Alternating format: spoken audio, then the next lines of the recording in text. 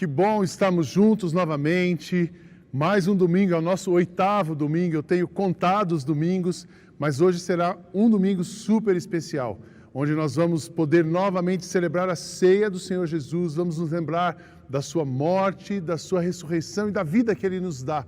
Nós estamos vivos e prosseguindo porque Ele está vivo em nós. Também estamos começando hoje uma nova série, Família Porto Seguro, uma série que já estava planejada e esperamos que essa série seja uma das respostas de Jesus para o seu coração, para a sua família, para preparar você para esse novo tempo. Como eu tenho feito toda semana, eu quero começar pelas notícias e o resumo da semana. Nós tivemos uma semana muito intensa, mas foi uma semana vitoriosa. Nós tivemos a programação especial do dia 1º, muitos atendimentos, conversas, distribuição de cestas. Nessa semana, nós distribuímos mais de 600 cestas básicas, 5.000 máscaras, 2.500 vidros de álcool gel para a população de Carapicuíba. Continuamos com esse movimento de cestas, máscaras, produtos de higiene. Se você pode nos ajudar, somar conosco, veja os nossos canais e participe disso. Também quero agradecer muito à igreja e aos amigos da nossa igreja. Nós estamos fechando o mês positivamente, isso é um milagre. O que significa fechar o mês positivamente? Tivemos as reduções todas, mas dentro dessas reduções Deus nos enviou o maná diário e todas as contas estão pagas. Claro, hoje já começamos um novo mês, começa um novo desafio, mas é assim, um dia de cada vez, todos os dias com Jesus, sabendo que Ele vai nos enviar, nós precisamos descobrir onde está e irmos lá colher. Também quero agradecer a sua contribuição e apoio para a Foco. Também estamos pagando, dentro da redução, as contas da Foco e a Foco continua. Ore por nós, nessa semana nós vamos planejar e tomar algumas decisões sobre o futuro desse mês e a preparação para o início da transição. Sempre são decisões difíceis, sempre são decisões criativas, mas nós esperamos em Deus a sabedoria, a criatividade e a direção para fazermos a coisa certa, do jeito certo, para a glória dEle. Quando eu falo de transição, eu divido essa pandemia em 3 fases. A primeira é a que está prestes a terminar, quando sairemos gradativamente do isolamento. Pela lei, pela orientação do governador, o decreto vai até o dia 10 de maio. Então, a partir do dia 11, começamos a nos movimentar aos poucos. Até o fim de maio, eu espero que a gente volte a ter um encontro presencial reduzido, dentro das orientações, com toda a segurança, no tempo certo. E quando voltarmos, então, começamos uma segunda fase, que vai ser uma fase de transição para um novo mundo. Essa transição, no nosso sonho, na nossa visão, ela vai até final de janeiro. Então, fevereiro de 2021, começaremos uma nova igreja. O que significa uma nova igreja? Novas reconfigurações. O mesmo foco, Jesus, a mesma missão, a missão de Deus, mas um jeito novo de cooperar com isso. Também estamos começando hoje um movimento com a juventude. Quem a gente chama de juventude? São todas as pessoas com mais de 13 anos, a partir de 13 até o pós-universitário. Então nós juntamos o Flow, o Uni e o Lift no movimento chamado WAY, We Are Youth, nós somos jovens. Esse movimento tem características especiais. Hoje à tarde, nas plataformas da igreja, você vai ver esse culto que nós estamos chamando o culto WAY. Continuamos tendo Flow, continuamos tendo Uni, continuamos tendo o Lift, atenções particularizadas, mas todos juntos num movimento. Preste atenção nisso. E por último, da nossa semana, não deixem de orar pela igreja. Orem pelas pessoas, orem pelas crianças aos idosos, orem pelas famílias enlutadas. Me perguntaram esses dias se tínhamos na nossa comunidade gente que perdeu familiares. Temos, infelizmente, pessoas que perderam seus entes queridos. Orem por essas famílias que, além de lutar com toda a dor do isolamento, da pandemia, do futuro, a gente tem que lidar ainda com a dor da perda de um familiar, que é uma dor irreparável, incalculável. Só quem passou por isso sabe e sente. Então, ore por essas famílias, ore pelas famílias que estão empregando pessoas, pelas famílias que precisam de trabalho. Ore não só pelas famílias, mas ore pela cidade, pelos governos, pelo Estado e pelo país.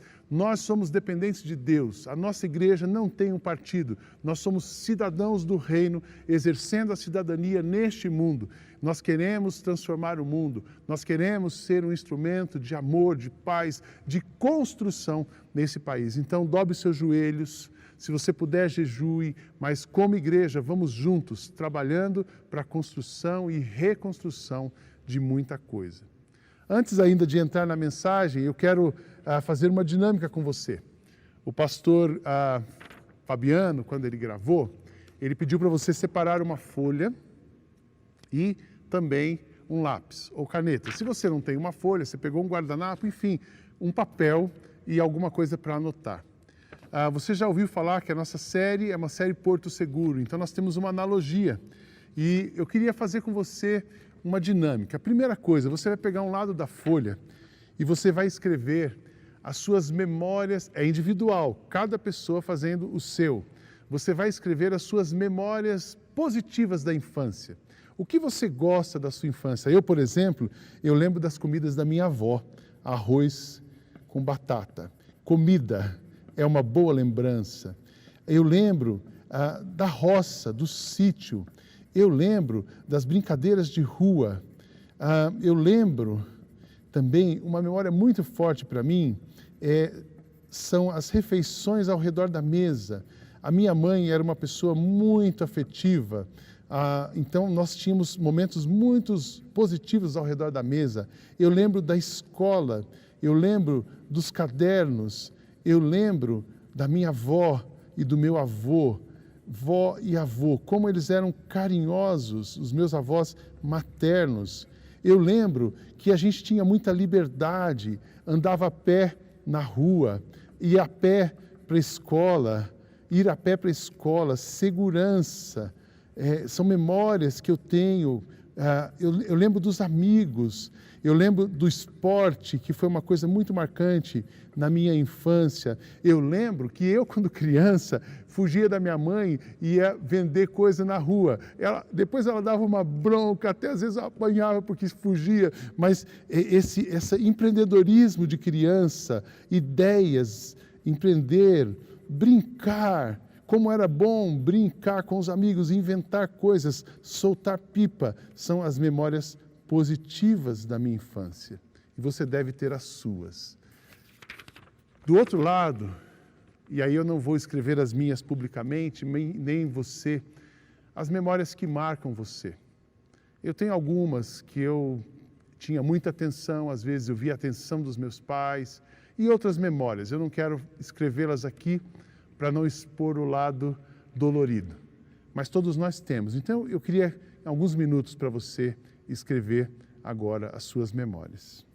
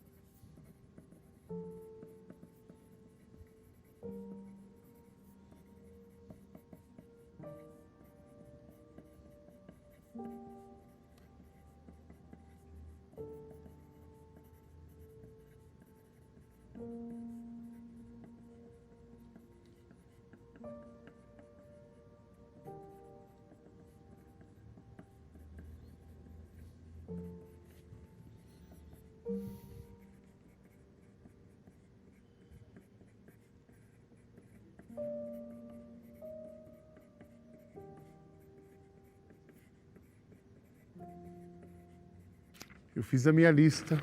De um lado, o positivo. Do outro lado, aquilo que me marcou negativamente.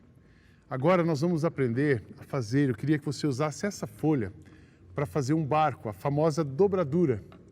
E você vai assistir um vídeo, esse vídeo vai mostrando para você, passo a passo, como pegar essa folha e transformá-la num barquinho. Todos nós na infância já fizemos um barquinho e nós vamos fazer novamente. Acompanhe o vídeo e faça o seu barquinho.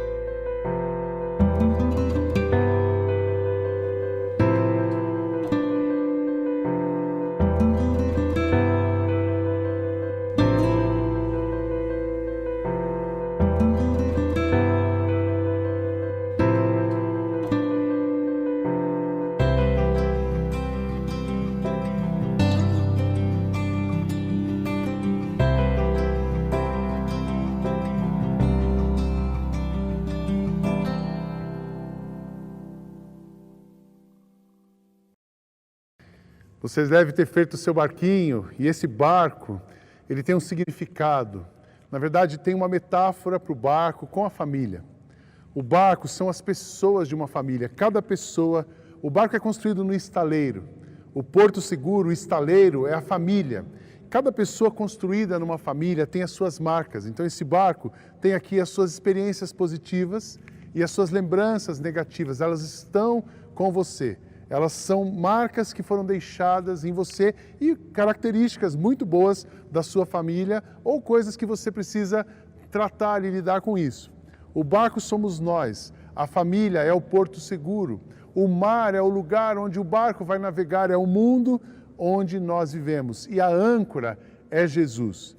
Todo barco precisa ter um ponto de segurança e para ser a manutenção, o cuidado, o abastecimento precisa estar ancorado. E o barco que tem âncora, ele tem segurança, ele se prepara para novamente voltar ao mar e sair para navegar. Guarde esse barco, nós vamos falar sobre isso o mês todo. Essa é uma metáfora que nós vamos usar. Para falar de família, nós precisamos conceituar famílias. A primeira mensagem de hoje é famílias sólidas no mundo líquido. Mas o que é família? Quando nós estamos falando de um conceito que é aquele do dicionário. Se você buscar no dicionário, você vai encontrar famílias são pessoas aparentadas que vivem na mesma casa ou pessoas do mesmo sangue ou ainda pessoas da mesma ascendência, linhagem ou estirpe. Isso é uma definição, mas se a gente ampliar esse conceito e tiver um conceito um pouco mais profundo de família, expandido, nós podemos pensar que família é um modelo universal para viver. Ela é o espaço de crescimento, de experiência, de sucesso e fracasso. Ela é também a unidade da saúde e na doença. É na família que nós vivemos as melhores experiências.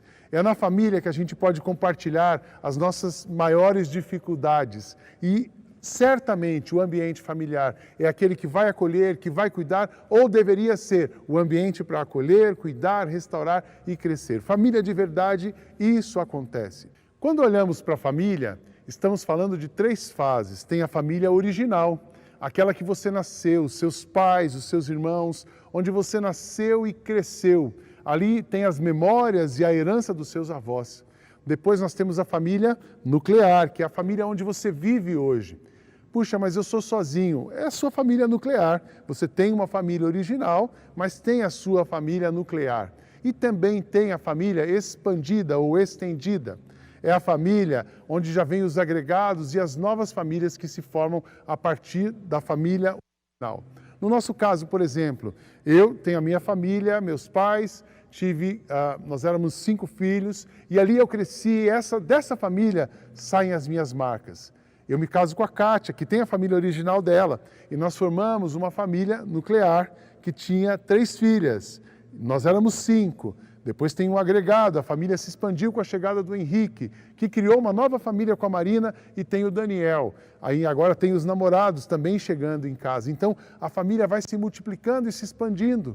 Junto com os genros chegam as famílias dos genros. Então nós vamos somando histórias, mas construindo ambientes de sucesso, de vitórias, de derrotas, de reconstrução, histórias positivas e histórias difíceis que precisam ser tratadas e certamente numa família onde o amor está fluindo, essas histórias são superadas. Quando a gente fala de família, nós não estamos falando de família perfeita, nós não estamos falando daquela família do comercial dos anos 80, a família Doriana. Nós estamos falando de famílias reais. Não existe família perfeita, mas existe família funcional, que funciona. E uma família funcional é uma família que ama e que tem solidez. Quando a gente fala de famílias sólidas no mundo líquido, o que eu estou dizendo do mundo líquido? Tem muita coisa boa para ler sobre o mundo líquido. Tem um filósofo polonês, Bauman, e ele escreveu muita coisa sobre o mundo líquido. O mundo líquido tem muito a ver com o que nós estamos vivendo agora. É interessante que era um pensamento e era uma leitura, e hoje ficou muito mais evidente nesse mundo pós-pandemia, ou durante a pandemia, o que estamos vivendo. Por exemplo, algumas características do mundo líquido. Sinais confusos com mudanças rápidas e de uma forma imprevisível. A gente não consegue traçar planos do futuro, esse é o mundo líquido. Capacidade de amar limitada por falta de definições. Vivemos um momento de muitas indefinições, parece que tudo está sendo colocado em xeque. Relacionamentos em rede, tecidos e desfeitos com facilidade, gerando insegurança e falta de afetividade nas relações. O online é uma bênção, é muito bom, nós estamos conectados agora pelo online, mas também muitas relações estão sendo fragilizadas através dessas redes sociais que se formam. Recentemente eu recebi uma mensagem, uma pessoa dizendo, olha, o nosso casamento terminou por um WhatsApp, ele me avisou por WhatsApp que não voltaria mais para casa e foi embora. E lidar com essa situação, um meio eletrônico, como que você termina um relacionamento por uma rede social ou por uma plataforma eletrônica, mundo líquido. Os vínculos não são mantidos por longo prazo, o que coloca os laços familiares em jogo. A família está sendo ameaçada, mas nós podemos reagir, nós podemos construir, é possível ter uma família sólida. É possível ter uma família que ama, que funciona, que acolhe, que constrói nesse tempo difícil. O mundo líquido também é um mundo que valoriza o que é superficial e muitas vezes irrelevante. Nós estamos percebendo isso, né? Como a gente gastava tempo, recurso, atenção com coisas que não agregavam valor às nossas vidas. E agora nós temos a oportunidade de ficar em casa, de cuidar da família, de ouvir a família, de conhecer a família. Eu ouvi de uma pessoa, eu nunca conhecia a minha família como eu estou conhecendo agora. E é uma excelente oportunidade. Famílias sólidas no mundo líquido, elas se conhecem, nós vamos ver ainda sobre isso. Mas o mundo líquido é um mundo onde as pessoas têm dificuldade de definir a sua identidade. Quem eu sou, o que devo fazer. Para isso, nós vamos então pensar na família sólida. 3 características de uma família sólida, olhando para a palavra de Deus e refletindo nas palavras de Cristo através da Bíblia. Famílias sólidas, primeira característica, pais e filhos vivem uma relação saudável e construtiva. Saudável e construtiva. Onde é que a gente aprende isso? Efésios 5, versos 22 a 33 e também a continuação de Efésios 6, de 1 a 4. É um texto longo, mas eu vou ler porque merece a nossa atenção e reflexão. Diz assim, mulheres, sujeitem-se aos seus maridos como ao Senhor, pois o marido é o cabeça da mulher, como também Cristo é o cabeça da igreja, que é o seu corpo, do qual ele é o Salvador. Assim como a igreja está sujeita a Cristo, também as mulheres em tudo sejam sujeitas aos seus maridos. Maridos, a segunda parte, amem as suas mulheres, assim como Cristo amou a igreja e entregou-se mesmo por ela para santificá-la, tendo-a purificado pelo lavar da água mediante a palavra e apresentá-la a si mesmo, como igreja gloriosa, sem mancha, nem ruga ou coisa semelhante, mas santa e inculpável. Da mesma forma, os maridos devem amar as suas mulheres como a seus próprios corpos. Quem ama a sua mulher, ama a si mesmo.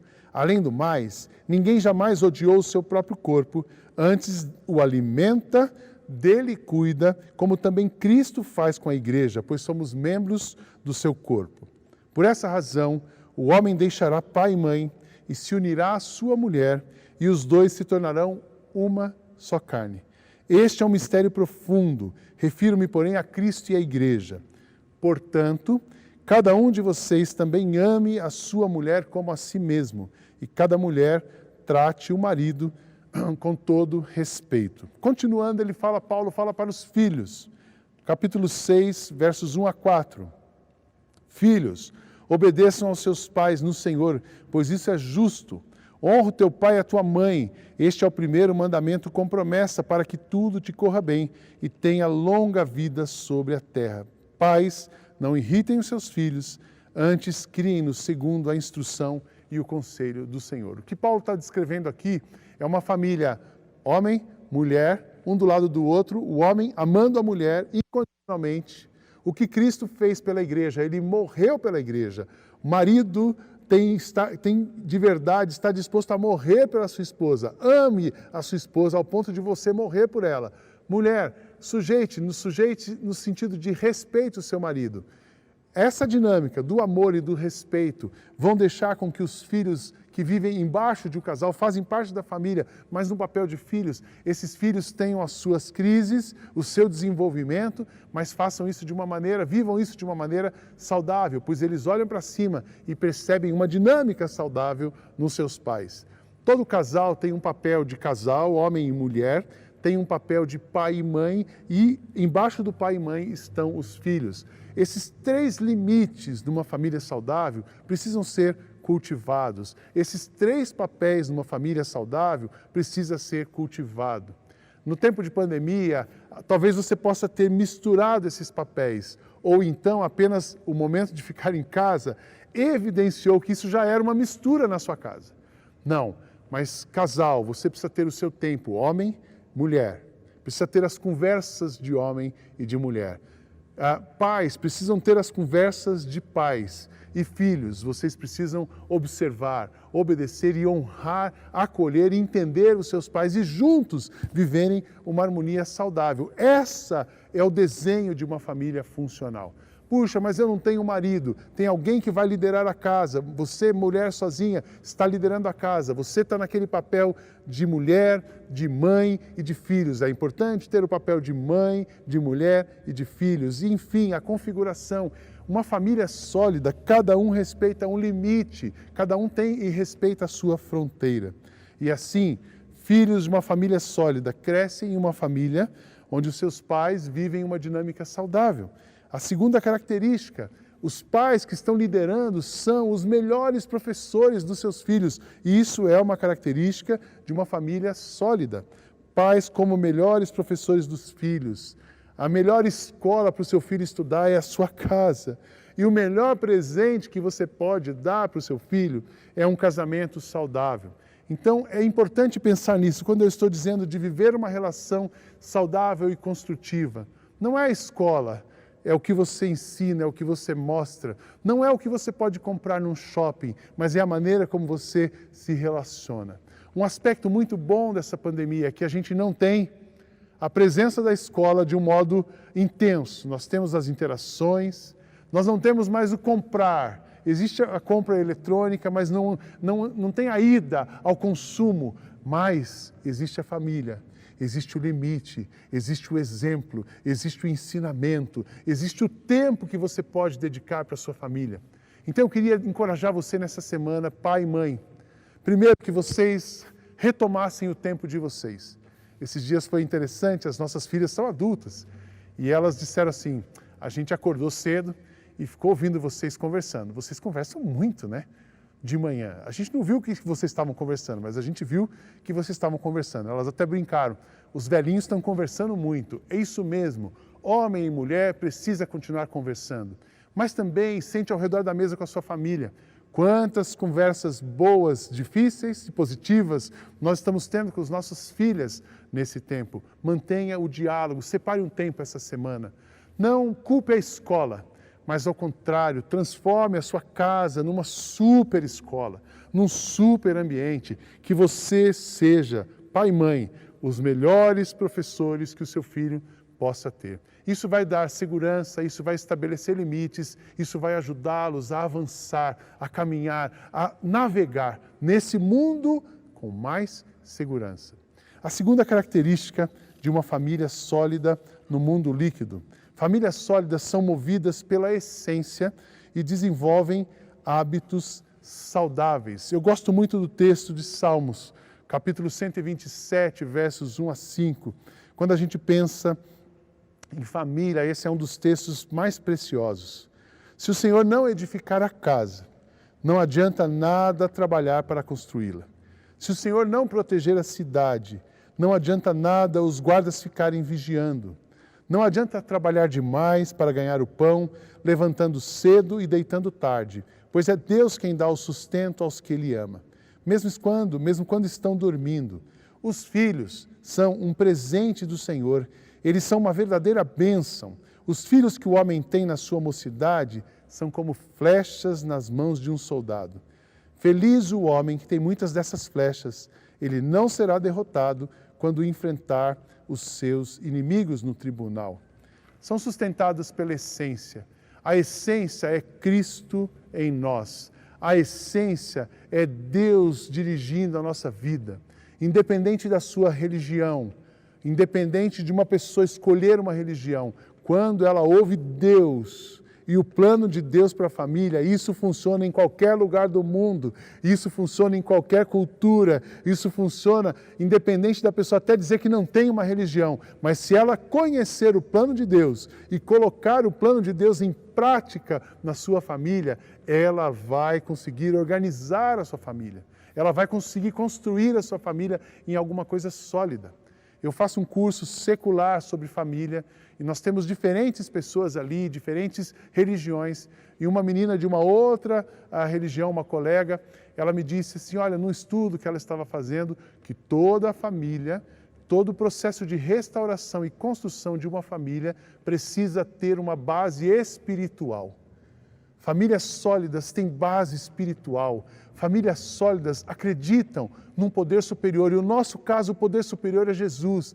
Famílias sólidas sabem que se Cristo não estiver no barco, o barco não vai navegar. Se Cristo não estiver no barco, ficará insuportável a tempestade. Mas então constroem as suas famílias e as suas relações motivadas pela essência e firmadas em Cristo. Mas também desenvolvem hábitos saudáveis para cooperar com Cristo nessa família. Família precisa funcionar, existe um quadrante, eu sempre ensino sobre isso, tem duas palavras-chave na família.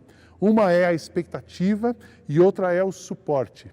E esses dois vetores, a expectativa e o suporte, é que vão dizer e ajudar uma família a ir para um lugar ou para o outro.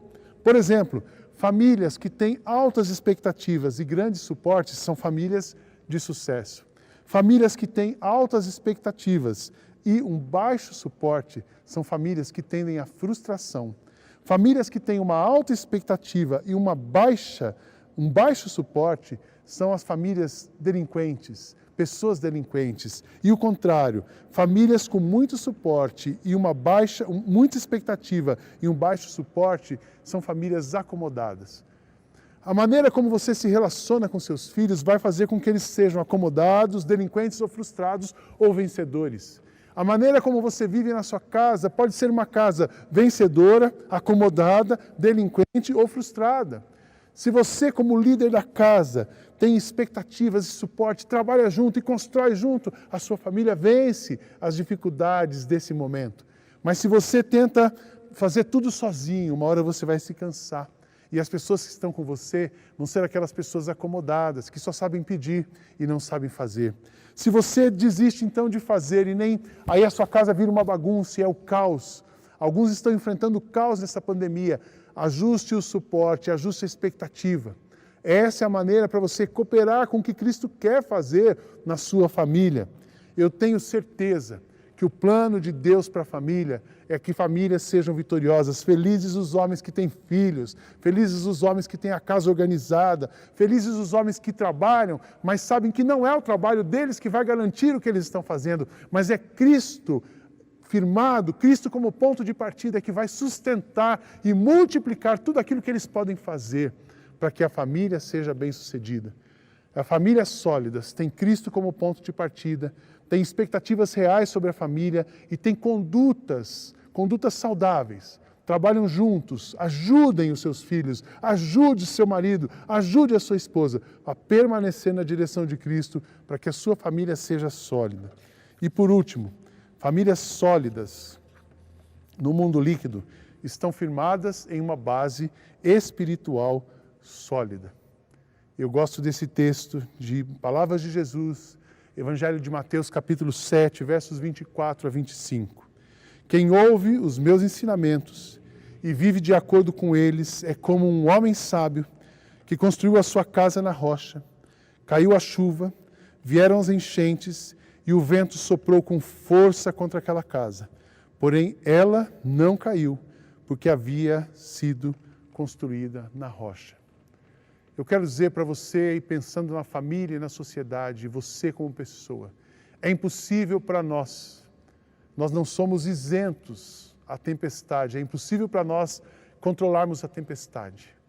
Nós vamos passar por ela, mas se os nossos pés estão firmados na rocha, se o seu barco tem uma âncora segura, você vai passar pela tempestade, o vento vai terminar e você vai permanecer intacto. Isso é uma promessa, isso é um ensinamento. Mas famílias que constroem a sua casa numa base espiritual sólida. Qual é a base espiritual sólida? Conhecer a Cristo é o primeiro passo para uma base espiritual sólida. Eu não estou falando do Cristo Redentor, uma imagem, uma história. Eu não estou falando do Cristo histórico. Eu estou falando do Cristo que nós vamos celebrar, que foi morto, ressuscitou e está vivo. O Cristo que se deu por você, que se deu por mim. Conhecer esse Cristo. Segundo, tomar a decisão de depender desse Cristo. Não é o que você pode fazer, não é quem você é, mas é o que Ele faz em você, é quem Ele é para você. Terceiro, viver uma vida com propósito. Você acho que já percebeu que você não está nesse mundo para ter coisas, você não está nesse mundo para viver uma vida confortável. Você está nesse mundo para fazer diferença no mundo. Você está nesse mundo porque Deus quer fazer coisas no mundo através de você. Não é sobre você, é sobre Ele. Não é para você, é para a humanidade, é para a glória dEle. Nós temos ouvido muito sobre isso. Então, a pessoa entendeu o seu propósito e vive motivada por isso. E por último, ter uma vida de fé. Uma casa construída sobre alicerces, uma família construída e firmada numa base espiritual sólida. É uma família de fé, uma família que acredita nas coisas que não vê. É uma família que tem esperança, que tem certeza que as coisas vão dar certo. E é uma família que age com amor. A fé leva à esperança, a esperança leva ao amor. E o amor é que faz você se mover. E esse movimento nos leva à vitória. Eu quero encerrar dando algumas palavras finais. Os problemas atuais são complexos e precisam de soluções que realmente integrem. Não é hora de você olhar um ponto e ficar batendo nesse ponto. Não é hora de você pegar um ponto negativo da sua família e dizer a família acabou. Não, isso é um ponto. Mas analise, olhe. Essa intenção de hoje é fazer você pensar na sua história. Converse hoje com a sua família. Coloque sobre a mesa a sua história, somem as histórias, analisem as histórias, ouçam a voz de Deus e tomem decisões que integrem.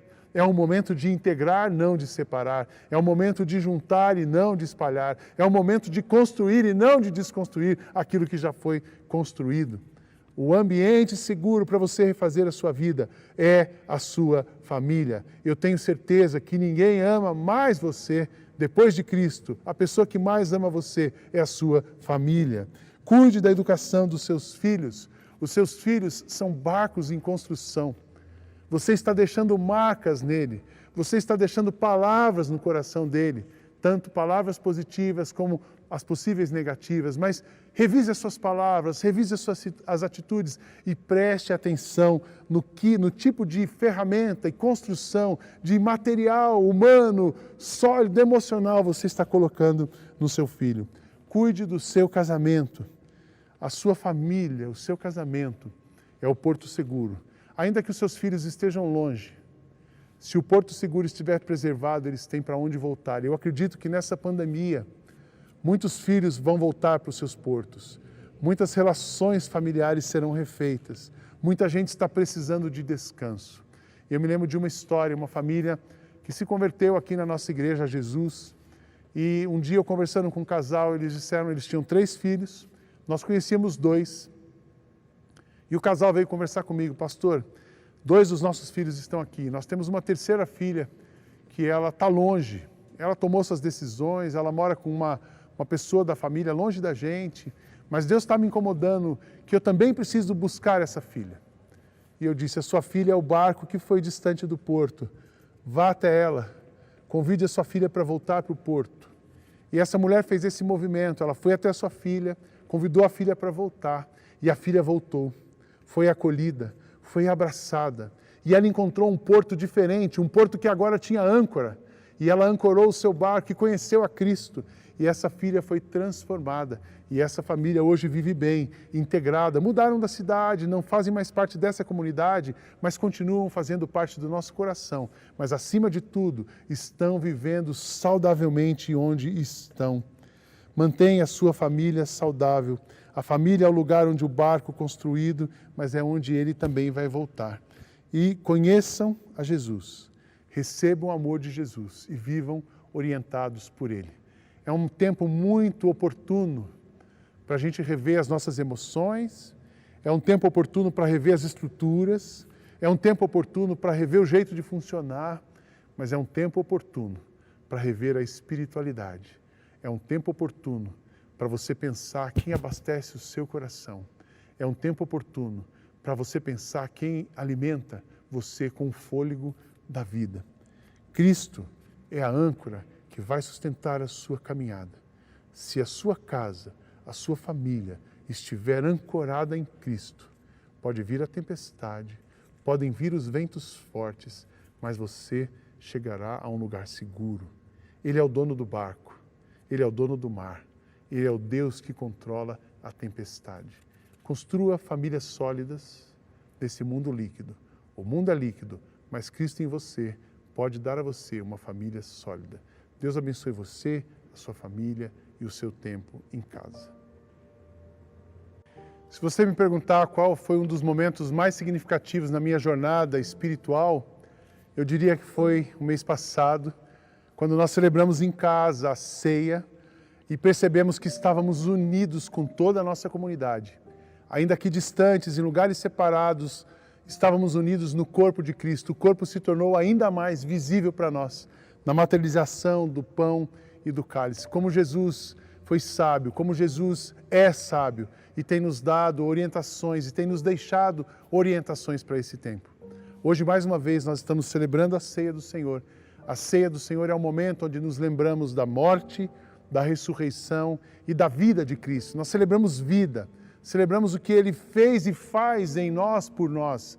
Celebramos e nos lembramos do seu sacrifício.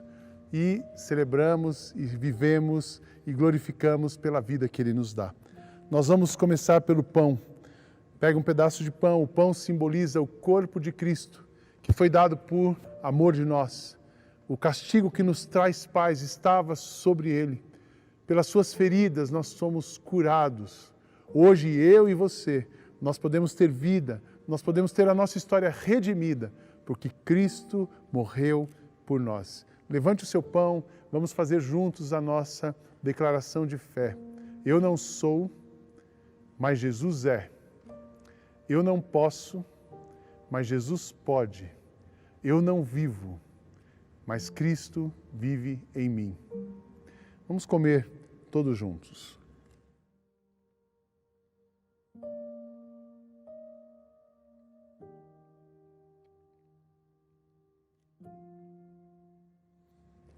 Da mesma maneira, Jesus tomou o cálice e disse: este cálice representa o sangue da nova aliança.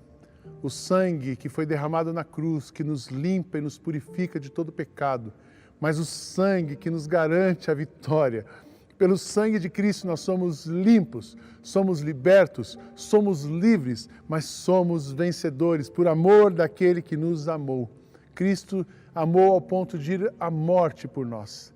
Por isso nós podemos viver a vida que nós vivemos hoje.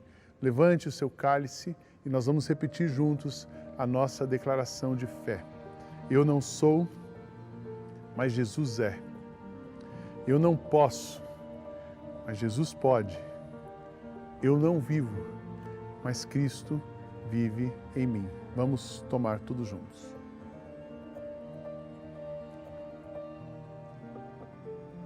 O seu coração, com as suas orações, glorifique a Jesus. Glorifique a Ele pela vida. Glorifique a Ele pelos símbolos e ordenanças. Glorifique a Ele porque nós temos certeza da vida. A nossa vida vale a pena, porque Cristo vivo está. Muito obrigado, Jesus, porque o Senhor tem renovado diariamente a nossa alegria, a nossa esperança, tem refeito as nossas histórias, mas acima de tudo tem nos mantido firmes no Senhor. Obrigado pela Tua morte, pela Tua ressurreição, pela vida que nós temos. Que o Senhor seja sempre honrado, glorificado, lembrado e proclamado através de nós. Abençoa o Teu povo onde está neste momento, nessa semana. Que a graça do Senhor Jesus, o amor de Deus, o nosso Pai, o consolo, a direção e o mover do Espírito seja com cada pessoa que está conectada e todo o povo de Deus espalhado na face da terra, em nome de Jesus.